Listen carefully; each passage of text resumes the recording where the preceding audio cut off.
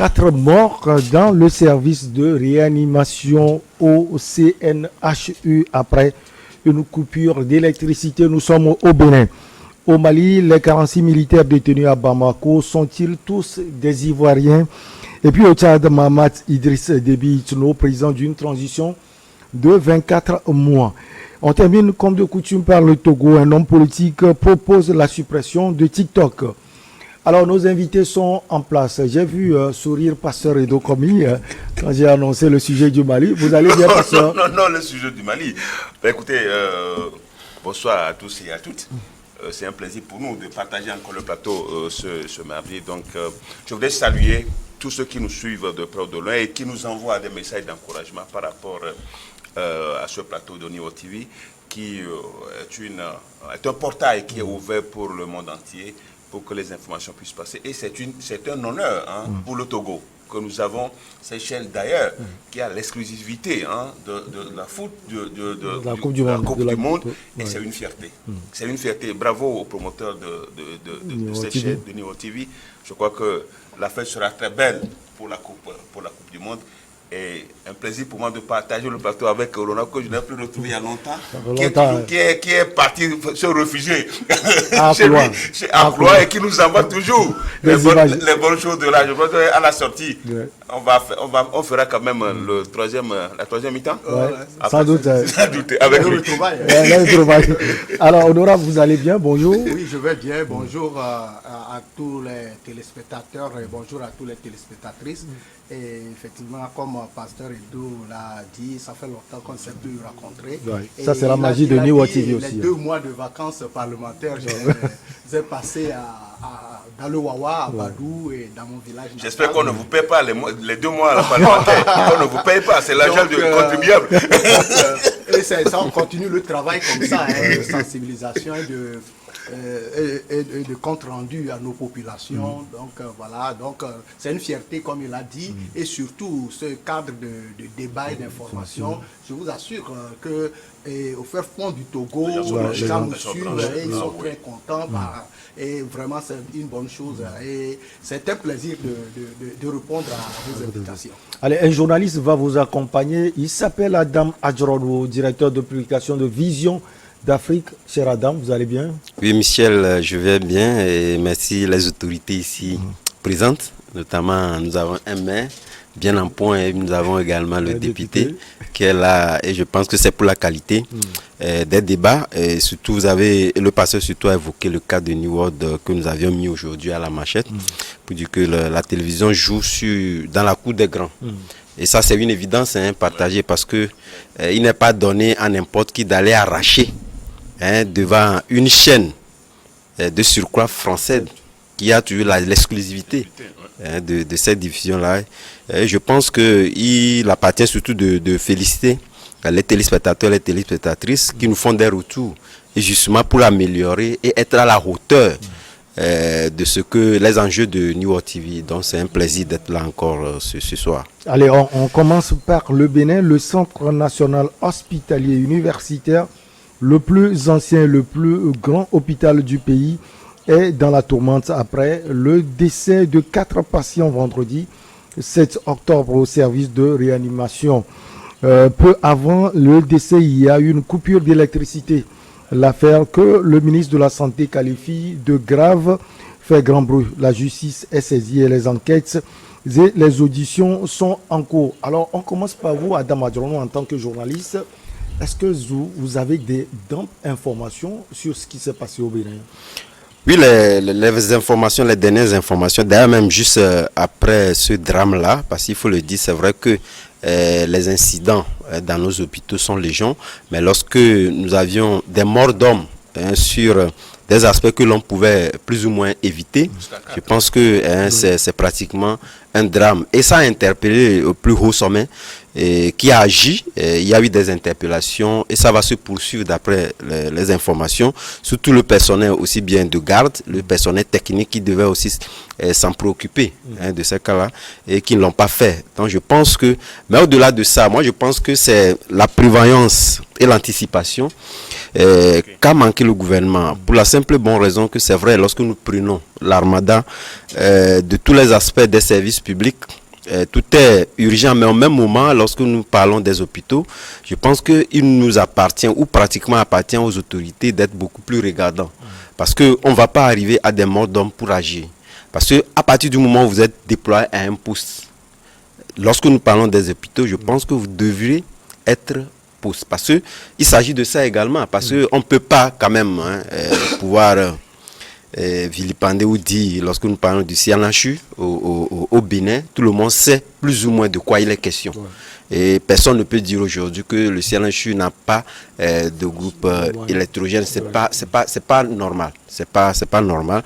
Et justement, c'est l'indélicatesse, la maladresse des personnels déployés qui a conduit à cela. C'est vrai que les enquêtes se poursuivent pour auditionner chacun des acteurs, pour situer les responsabilités, mais la grande responsabilité revient à l'État qui devait également, puisqu'il y a des personnels de contrôle également, qui doivent contrôler les agents en poste, ce qui n'a pas été fait. Donc c'est toutes ces chaînes-là qu'il faudrait véritablement donc interroger et éviter, faire en sorte qu'il n'y ait plus de répétition dans cela. Parce que c'est vrai, et cela prouve à l'évidence que lorsque nous disons, ou pratiquement l'opinion, en tout cas le BAPO dit pour la plupart du temps, lorsque nos autorités tombent malades, ils ne se soignent pas dans nos hôpitaux, c'est un peu ça. Puisque quelque part, il va devoir que nous ayons une autorité ou un membre d'une autorité soit dans ce cas-là pour que cela interpelle. Fort heureusement, nous avons les réseaux sociaux qui ont vite divulgué le truc et ça a pris au plus haut sommet. Sans quoi, c'est légion, ces cas-là, ce n'est pas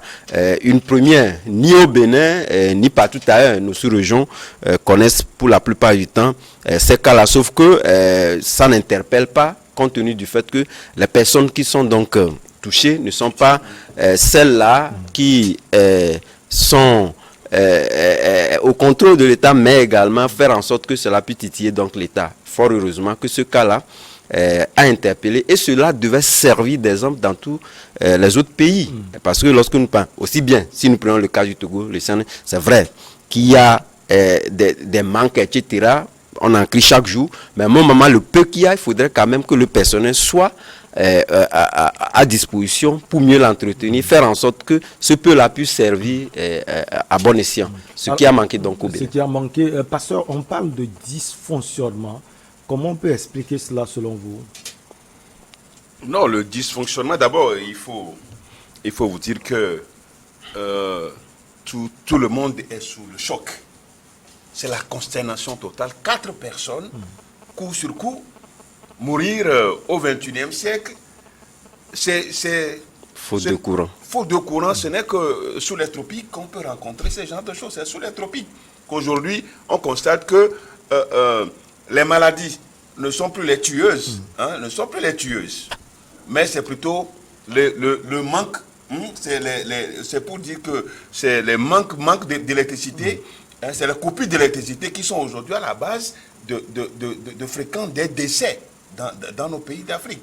Et ce continent est un continent de soleil.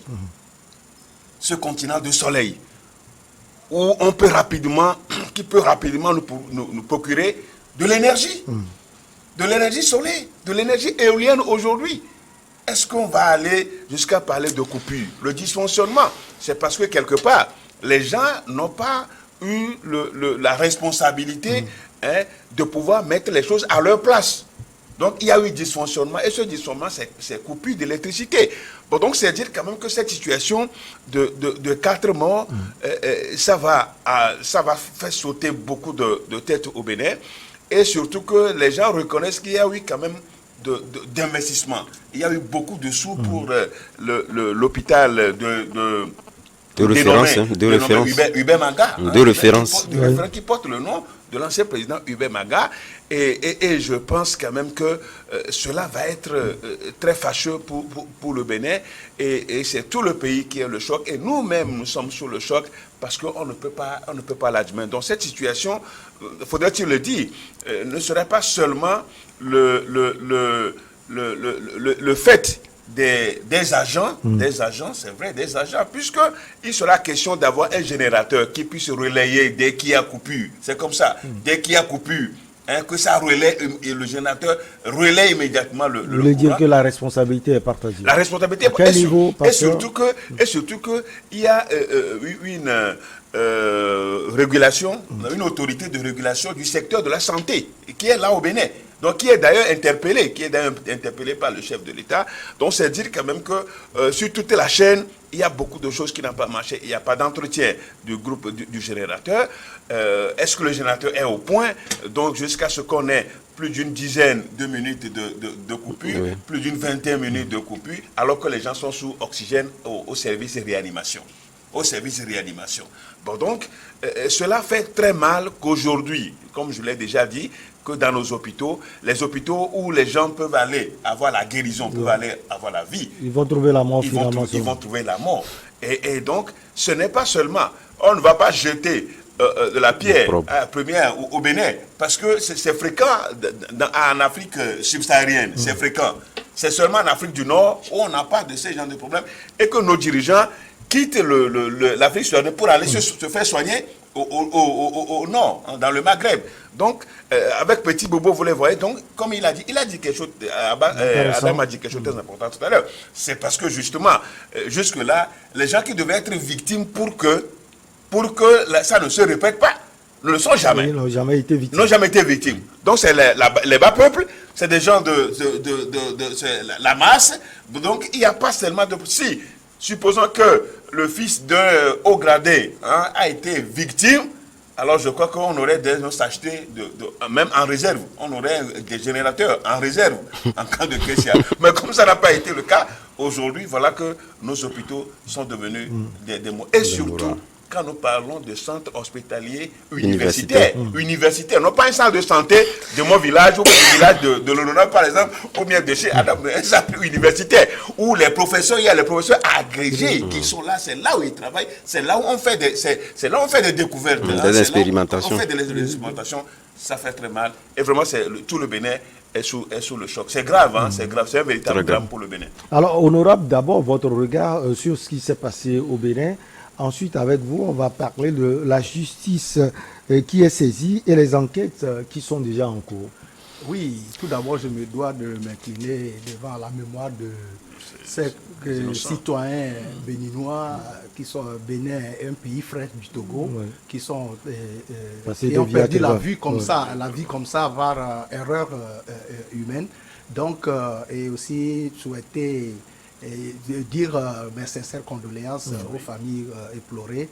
Et ceci dit, vraiment, le Bénin est sous le choc, l'Afrique est sous le choc, parce que quand on apprend ceci, quand on apprend de ces nouvelles-là, on est quand même, on se demande,